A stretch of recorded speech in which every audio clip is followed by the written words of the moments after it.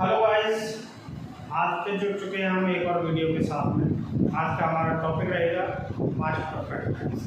जैसा कि हमने पिछली वीडियो में पास्ट कंटिन्यूअस तक कंप्लीट कर चुके हैं, पास्ट परफेक्ट टेंस के बारे में आज जानेंगे डिटेल्स। ये बहुत ही important and difficult sentence form की काउंटिंग में आता है, सो इसे वेरी केयरफुली सावधानी पूर्वक समझेंगे, क्योंकि इसमें दो वाक्यों का होना पाया जाता है। अब तक जो जितने भी सेंटेंस थे वो सिंगल सेंटेंस वाले थे, बट ये सेंटेंस है ना थोड़ी से डिफिकल्ट है, क्योंकि इनमें दो सेंटेंस पाए जाते हैं। बात करते हैं हम पास्ट परफेक्ट टेंस के बारे में। इससे पहले कि हम टॉपिक पर आगे चले, मैं आपसे रिक्वेस्ट करता हूँ आप मेरे चैनल को सब्सक्राइब जरूर कीजिए, जिससे कि मेरी सारी वीडियो आप तक पहुँच सके। तो पास्ट परफेक्ट टेंस की डेफिनेशन क्या होती है, पहचान जिसे कहते हैं कि जिन हिंदी वाक्यों के अंत में चुका था, चुकी थी, चुके थे, लिया था, दिया था, किया था आज शब्द आते हैं, उन्हें पास्ट परफेक्ट टेंस के कहते हैं।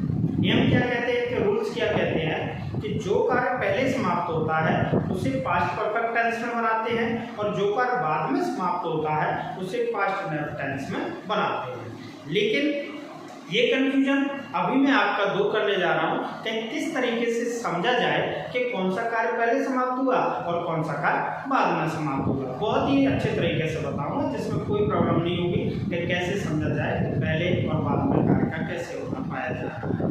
तो रूल हमारा, यानी जो कार्य पहले हुआ पास्ट परफेक्ट में बनाएंगे, तो जो बाद में होता है उसे पास्ट इंडेफिनिट बनाते हैं। पास्ट इंडेफिनिट के बारे में हम पिछली वीडियो में कर चुके हैं कि पास्ट इंडेफिनिट टेंस को किस तरीके से बनाया जाता है। आज बात करेंगे पास्ट परफेक्ट के बारे में। तो पास्ट परफेक्ट टेंस को बनाने के लिए ना सभी सब्जेक्ट के साथ में हेल्पिंग वर्ब हैड का प्रयोग करते हैं विद ऑल सब्जेक्ट्स, और मेन वर्ब की है ना थर्ड फॉर्म यूज कर देते हैं। कोई ज़्यादा बड़ी बात नहीं है। तो आइए देखते हैं एग्जाम्पल्स के साथ में। जैसे मोहन के आने से पहले, मोहन के आने से पहले सोहन रामायण पढ़ चुका। वीडियो थोड़ी सी लंबी होने जा रही है, क्योंकि इसमें इंपोर्टेंट सेंटेंस ज़्यादा रहते हैं कि मोहन के आने से पहले सोहन रामायण पढ़ चुका था। अब ये समझना कि कौन सा कार्य पहले समाप्त हो रहा है, कौन सा बाद में समाप्त हो रहा है, इसमें कंफ्यूजन में रहना है। इससे बेटर इलाज मैं आपके लिए बताता हूँ कि ना तो ये देखना है कि कौन सा पहले खत्म हो रहा है, कौन सा बाद में। बस यहाँ फोकस कीजिए, ये जो पहले शब्द दिया है ना, पहले, ये जो पहले शब्द दिया है या यहाँ पर पूर्व शब्द दिया है। तो पहली बात मेरे दोस्तों कि सबसे पहले सेंटेंस हमारा इधर से ही बनना है, चाहे यहाँ पहले आया हो चाहे बाद में आया हो। सेंटेंस हमें किधर से बनाना है, पीछे से बनाना है। यहाँ से सोहन रामायण पढ़ चुका था, तो पहले या पूर्व दिया है तो इधर वाले वाक्य को बना देते हैं पास्ट परफेक्ट में, और इधर वाले वाक्य को बना देते हैं पास्ट इंडेफिनिट। बस इतना सा ध्यान रखना है कि पहले या पूर्व आया तो इधर का पास्ट परफेक्ट में और इधर का पास्ट इंडेफिनिट में। अगर इसी बात में यहाँ बाद या पश्चात शब्द आ जाए पहले की जगह पर, तो बस इसका उल्टा कर देते हैं कि इधर का ले आते हैं पास्ट इंडेफिनिट में और इधर का पास्ट परफेक्ट में। कुछ नहीं करना होता है, ये नहीं देखिए कि कौन सा कार्य पहले कौन सा बाद में समाप्त हो रहा है, तो आप कंफ्यूजन में रहेंगे। तो अब हम इसे सॉल्व करते हैं कि सोहन रामायण पढ़ चुका था, तो सोहन सभी सब्जेक्ट के साथ में हेल्पिंग वर्ब है, रीड मेन वर्ब की थर्ड फॉर्म, डी रामायण। अब ये सेंटेंस जब क्लियर हो गया सारी चीजें लगाने के बाद में, फिर पहले जो कनेक्टिव वर्ड है जोड़ने का कार्य कर रहा है दूसरे वाक्य को, मोहन के आने, तो मोहन इज सब्जेक्ट। जब अफर्मेटिव का, जब हमारा पास्ट इंडेफिनिट का वाक्य अफर्मेटिव रहता है, तो हमने पिछली वीडियो में सीखा है कि वर्ब की कौन सी फॉर्म रहती है, सेकंड फॉर्म। तो Sohan had read the Ramayan before Mohan came. अब देखिए बाद वाला देखते हैं। सीता के जाने के बाद गीता खाना नहीं खा चुकी थी। यहाँ क्या आया, बाद या पश्चात। मैंने अभी बताया बाद या पश्चात इधर आ जाए, यहाँ पर बीच में कनेक्टिव वर्ड जो दोनों वाक्यों को जोड़ने का कार्य करता है, तो इधर को अब बनाएंगे, इधर वाले वाक्य को पास्ट इंडेफिनिट, तो इधर वाले पास्ट परफेक्ट। तो गीता खाना नहीं खा चुकी थी, प्लस ये नेगेटिव और भी दिया है, नहीं खा चुकी थी, तो गीता पास्ट इंडेफिनिट का नेगेटिव रहता है, हेल्पिंग वर्ब डिड आ जाती है, डिड के साथ में नॉट। तो Gita did not eat the food, बाद connective verb after AFTER, after Sita had gone. तो ये रहे पहले और बाद वाले सेंटेंस जो कि हुआ बने हुए थे अब तक सभी स्टूडेंट्स के लिए। जो नहीं जानते उनके लिए, जो जानते उनके लिए नहीं कह रहा हूँ, जो अब तक समझने में उनको डिफिकल्टी हो रही थी कि किस तरीके से इसे समझा जाए, पहले और बाद का जो कन्फ्यूजन था आज मैंने आपका पूरा किया। अब इसी तरीके से वाक्य हमारा अगर इंटरव्यू हो, कभी कभी क्या होता है कि एक ही सेंटेंस में कुछ इस तरीके के सेंटेंस आ जाते हैं, जैसे वह इस कार्य को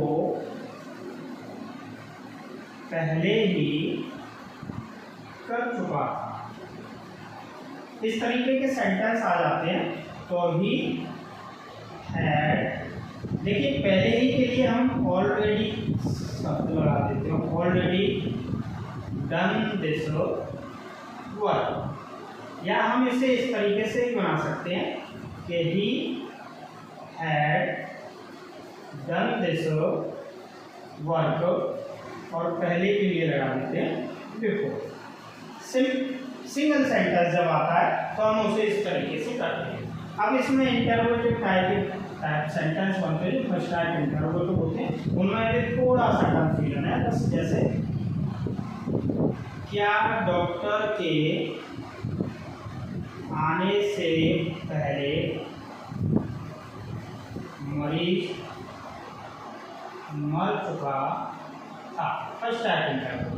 देखिए दोस्तों, जब ये क्या भले ही यहाँ लग करके आता है, कुछ बच्चों को इसमें कंफ्यूजन होता है शुरुआत में, कुछ छात्रों को, तो ये क्या भले ही यहाँ होता है, लेकिन इसे मान के हम यहाँ चलते हैं, बिकॉज हम पहले सेंटेंस इधर वाला कंप्लीट करते हैं।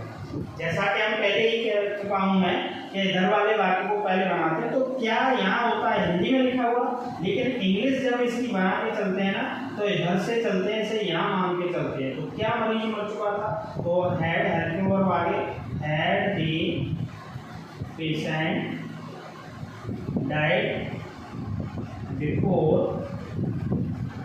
डॉक्टर के।